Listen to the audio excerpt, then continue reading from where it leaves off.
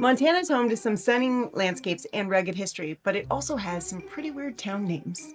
Some places like Nimrod and Yak sound like really bad decisions, while others make you do a double take like Weibo, New Year, or Opportunity. Looking at the state map had me asking, what were they thinking? So there's a tiny little town in north central Montana called Coffee Creek.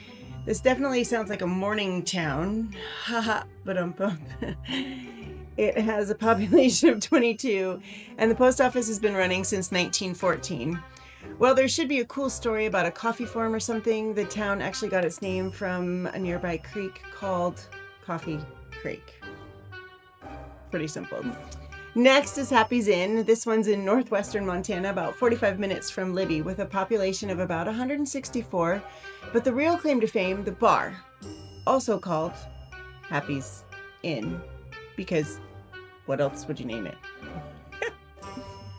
Located in Flathead County, up near Kalispell, is Hungry Horse, Montana. They have about 800 residents, and they live around the Hungry Horse Reservoir.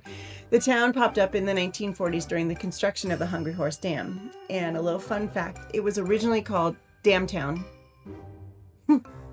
The name changed in 1948, inspired by a local story about two horses that escaped and nearly starved to death in deep snow along the Flathead River.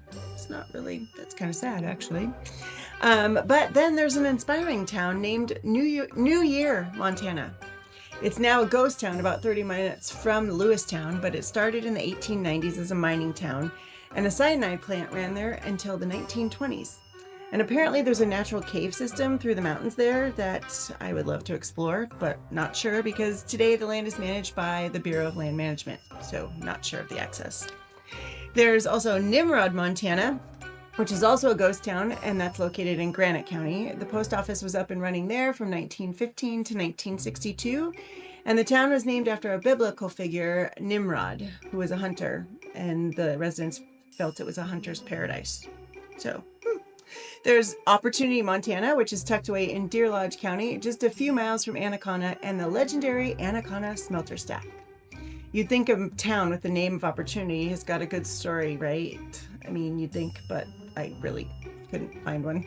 So there's a double take name, Weibo, spelled Wibaux, and this place has had an identity crisis over the years, going from Beaver to Keith to Mingusville, before finally being named after a French cattle rancher in 1883. Located southeastern Montana near the North Dakota border, it was a major cattle shipping hub for the Northern Pacific Railroad, and it's now a small ranching community with about 460 residents. And finally is Yak, Montana. Way up in Lincoln County, about 5 miles from the Canadian border. You can actually walk to the border. Did it this summer. Between 2021 and 2022, the population crept from 322 to 330. Small town growth is still growth. So the name comes from the Yak River, not someone being grossed out. And the local legend says the Ak is a Kootenai word for arrow. So there you have it. Montana is packed with these little gems. Some still kicking and some just echoes of what we used to be. Whether it's a tiny town with one bar, an old mining camp, or a place with a name that makes you do a double take, Weibo, each one has its own weird and wonderful story, and they remind us that Montana's history isn't just something you can read about. It's out there, scattered across the map, just waiting to be explored.